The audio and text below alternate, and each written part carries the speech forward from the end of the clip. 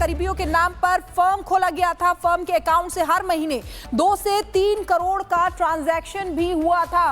Coding cough syrup जिस पर action हुआ है, कई बच्चों की जानें इसमें चली गई थी। शुभम जायसवाल के 2 करीबी गिरफ्तार किए गए हैं। ये वही 2 करीबी हैं, विशाल जायसवाल और बादल आर्य, जिनकी गिरफ्तारी हुई है। करीबियों के नाम पर ही फर्म खोला गया था। ये जो करीबी हैं उनके नाम पर ही फर्म खोला गया था। फर्म के अकाउंट से हर महीने 2 से 3 करोड़ का ट्रांजैक्शन हुआ।